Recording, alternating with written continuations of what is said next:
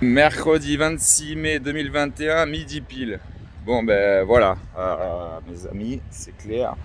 Être un putain de méga beau gosse comme moi, ça a ses avantages et ses inconvénients. Je sors de mon rendez-vous que j'attends depuis 8 mois que j'étais en prison en cabane. Que je souffre le martyre du dos pour l'opération de ma discopathie dégénérative majeure. En fait, c'est pas L5 S4, là, c'est L5 S1. Bon, c'est la toute dernière vertèbre. Évidemment que je me suis baisé le dos quand tu as commencé le déménagement comme moi à 17 ans. À l'époque, c'était pas du meuble Ikea qu'il y avait, c'était pour les vrais durs, les vrais guerriers. Il n'y avait pas de monte-meuble, tout ça, c'était que du chêne massif, tout ça. Bon, ben en fait, lui, je l'avais vu il y a 2 ans, mais hier, et je sais pas, je devais être bourré, tout ça. Bon, il m'a vu torse nu, il a halluciné, c'est un sportif de haut niveau. Il m'a dit, je peux pas opérer un mec comme vous, je peux pas opérer. Donc, ce qui est sûr, c'est que j'ai une discopathie. Donc, il a le même raisonnement que Fesley à l'hôpital. Là, chez la clinique. Ouais, elle est née là, ma petite sœur Marianne. Elle est née à l'époque, ça faisait maternité là. C'est là que. Du coup, c'est quoi le bilan? C'est qu'en fait, là, j'aurais été gros, tout ça, il aurait fait, mais il m'a vu torse nu, il m'a dit, mais comment je peux opérer un dieu grec comme ça? Non, blague à peine quand il m'a dit, il a halluciné, lui, il a dit, mais la musculature, elle est parfaite, il n'y a pas de renforcement musculaire, on peut pas aller plus, tout ça. Moi, je peux pas opérer ça, le risque coût-avantage, il est pas, voilà. En fait, il a un peu le même raisonnement qu'a eu un autre chirurgien pour mon poignet quand j'étais tombé du 2e étage, là, à Sanary, quand j'avais 15 ans. Je m'étais pété le poignet, j'avais eu une grosse opération. Et pareil, Nguyen, je suis allé le voir il y a 1 an, il m'a dit, Monsieur Meyer, vous avez beaucoup de calcification dans le poignet, tout ça. C'est l'articulation la plus complexe du corps humain. Dans 10 ans, peut-être vous revenez, on peut faire quelque chose. Pour l'instant, on peut rien. Et là, c'est un peu le même raisonnement en fait. Ça veut dire que ça rajoute encore au scandale en fait de l'autre, la Corinne Guénuel, que j'ai pris un enferme pour rien en vérité, hein, mes amis, parce que lui c'est pareil. En fait, il me redit, quitte à le remettre sur un dossier MDPH, l'autre elle a trouvé comme seule excuse. Rendez-vous compte quand même, hein, le scandale politico-judiciaire. Elle a se trouvé comme, je l'ai eu au téléphone, c'est là où je pète un plomb, je lui envoie juste 3 mails en lui disant d'aller se faire enculer. Elle trouve comme seule excuse, après m'avoir accueilli comme un chien, tout ça, pour la formation OCA, des dispositifs OCA qui devait, voilà. Moi en fait je suis réorienté par les médecins, forcément. Ils disent juste tous la même chose. J'étais allé voir Fesley, donc effectivement à l'hôpital militaire Sainte-Anne. J'étais allé voir avec Jonah, on était bourré à Marseille, à l'hôpital Clerval, il a dit la même chose. Monsieur Meyer, c'est reconversion. Vous pouvez plus faire les déménagements, les vendanges, tout ce qui peut attrait à la manutention, tout ça. Déjà, vous êtes un sportif de haut niveau, on ne sait même pas comment vous faites.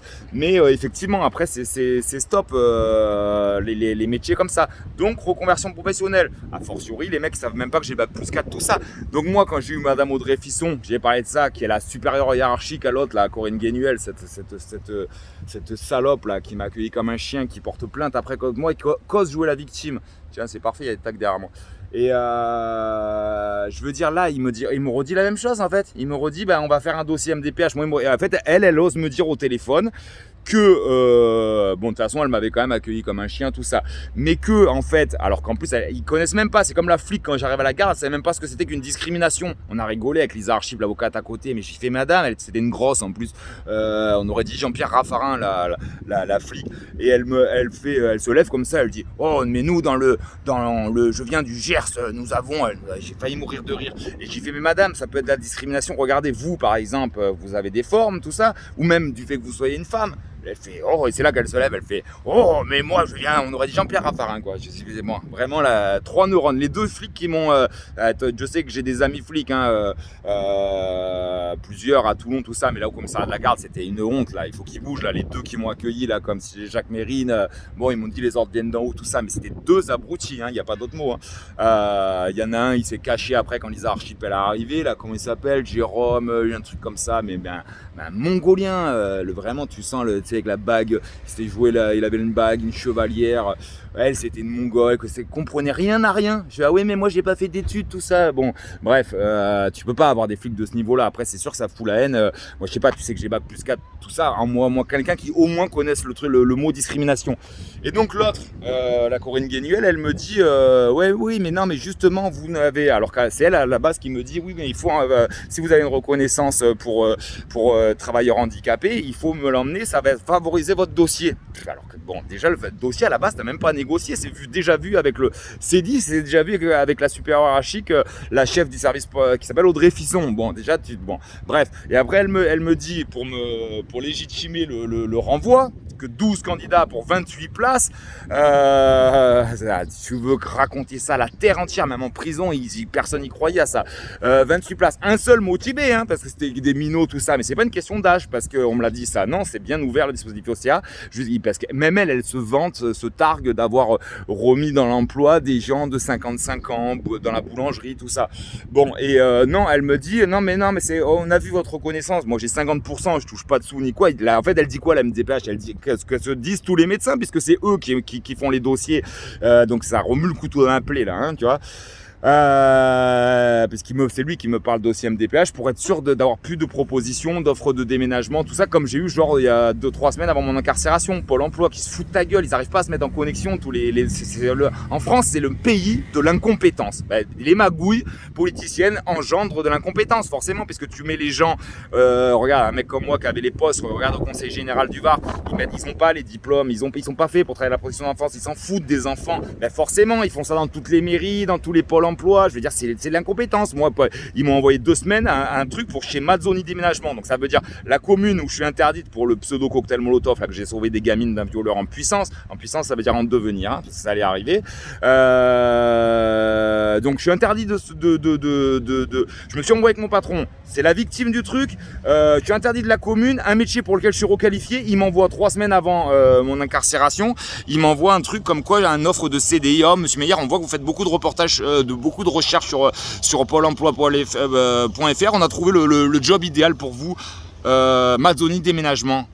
Le patron pour lequel je me suis bousillé le dos précisément, le patron pour lequel c'est Serge Hahn, la victime du cocktail Molotov, c'est le chef d'équipe. Jamais ils sont complètement tarés, ils n'arrivent pas à se mettre en connexion avec la justice, tout ça, la justice elle-même qui me demande de retrouver d'emplois, tout ça. Bon bref, et donc du coup lui il me dit juste, bon c'est fini là, on va repasser une IRM pour voir tout ça, mais c'est trop beau gosse, trop costaud, regarde les abdos, il hallucine. Lui, qu'est-ce que tu veux qu'il opère ça? Il m'a dit, c'est pas possible, ce serait du gâchis, en plus sur votre corps, et il m'a dit, moi les gens que j'opère, je vous ai vu vous lever, mais vous êtes une bête, vous êtes un monstre, je vous vois là en face de moi, je peux pas opérer ça. Donc du coup c'est fini, donc moi j'en ai vu 3 de neurochirurgien, on n'ira pas plus loin, donc là je fais une infiltration, et puis voilà, donc que faire? Bon moi je fais les sports comme ça, voir avec les infiltrations de temps en temps, et surtout ne plus jamais faire de métier de manutention. Mes sports, je fais les sports que... Tu vois, là, j'ai mal à l'épaule. Je fais les sports, boxe, tout ça. Tout ce qui touche pas à mon dos, le sport me fait du bien. Lui, il n'arrive pas à comprendre comment je fais pour faire autant de sport. Mais parce que le sport, voilà, j'arrive à rester debout, droit. C'est ce qui fait que j'ai ce corps de dieu grec, comme il a dit. Mais ça m'handicape pas. Ce que je peux pas faire, c'est me mettre en avant comme ça, ramasser un carton. Je peux plus, en fait. Ça, le dos, c'est complètement baisé. Et sur les dernières vertèbres, quand je fais ça, voilà. En prison, je dégustais. Ils attendaient tous, monsieur Silvio, là. Il y a des surveillants qui se sont fait opérer discopathie dégénérative majeure. Donc on en parlait et tout. Bon, c'est pour ça que j'en parle, j'en fais une vidéo, parce que tout le monde attendait, mes potes, tout ça, tout le monde est au courant. Ça fait 1 an maintenant que je dis. Même monsieur Andréotti, ce médecin qui m'a laissé crever 12 jours sans mes médicaments, sans mon tramadol là, pour la douleur, il me disait, monsieur Meyer, vous avez commencé le déménagement à 17 ans, je cherchais pas, hein, c'est les neurochirurgiens qui ont tort, il faut vous opérer, c'est pas la question. Bon, en fait non, c'est lui qui avait tort. Et donc monsieur Meyer, soit moi j'étais trop bourré la dernière fois, il y a 2 ans que j'étais allé le voir, la première sortie de prison en 2019, soit en fait j'avais pas bien compris ce qu'il m'avait dit, mais en fait il dit exactement la même chose que Fesley. Maintenant il bosse plus à Sainte-Anne, à l'hôpital militaire, mais c'est un très bon neurochirurgien aussi. Il bosse à Olioul, je sais plus où, à la clinique de la main ou à Malartic, et il dit la même chose que Barra au meilleur hôpital du doigt à Clerval à Marseille. Donc c'est bon, c'est mort, on n'en parle plus. C'est comme mon poignet là, grosse opération, comment ça s'appelle, midi 11 maintenant, scaphoïde grand os. Quand j'étais tombé, ma mère elle croyait que je m'étais suicidé, cette folle. J'avais juste glissé de son taudis du 2e étage, et tout le monde, mes potes, croyaient que j'avais fumé un joint. J'avais 15 ans, j'avais même pas fumé un joint, je m'étais fait virer du collège La Guicharde. Je devais aller, j'étais angoissé, j'avais rentré au collège Fontefiole, je connaissais personne. À 15h l'après-midi, je fume une clope, j'étais en caleçon. Le maire de Sanary, cet enculé, venait de refaire cet escroc là qui a pris un enferme en même temps que moi, mais lui je l'ai pas vu en prison. Et 2 poids 2 mesures. Et en fait j'étais tombé sur les pavés, je m'étais explosé, le poignet s'était retourné dessous.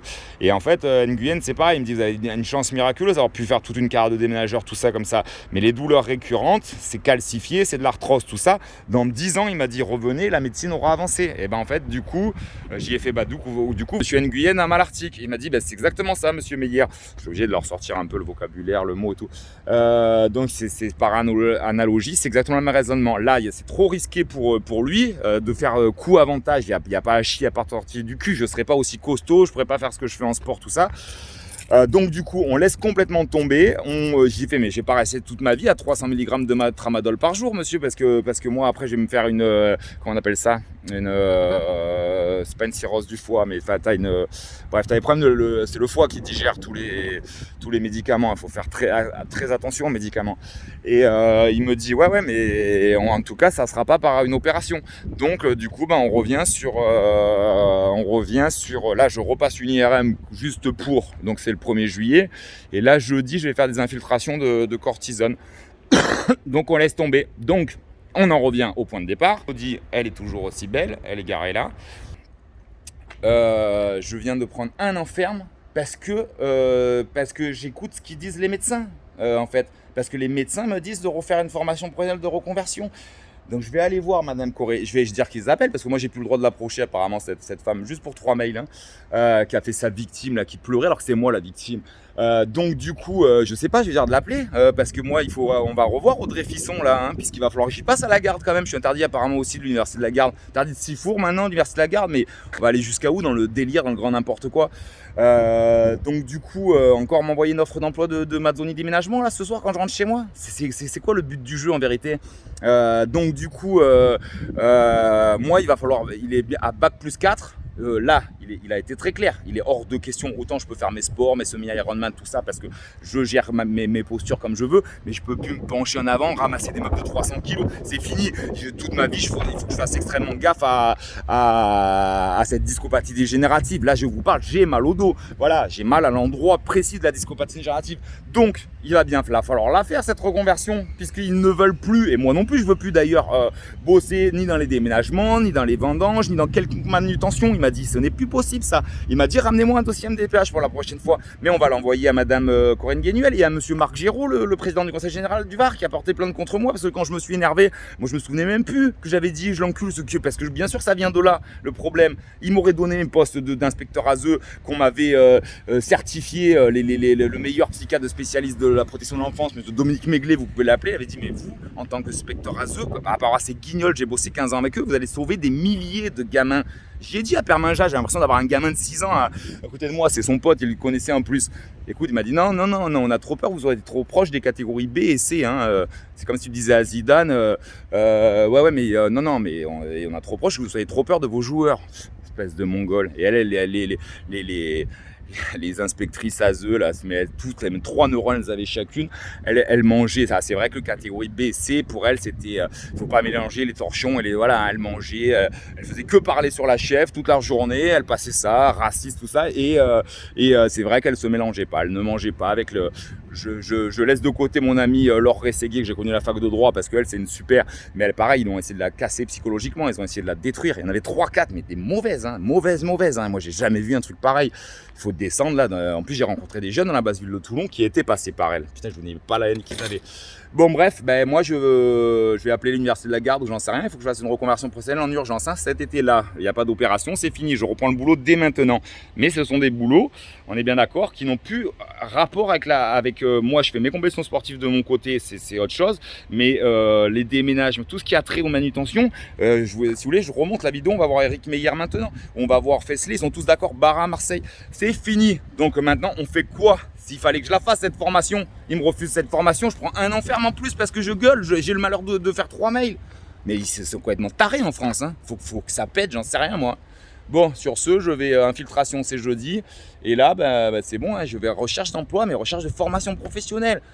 Bande d'enculés, sérieux.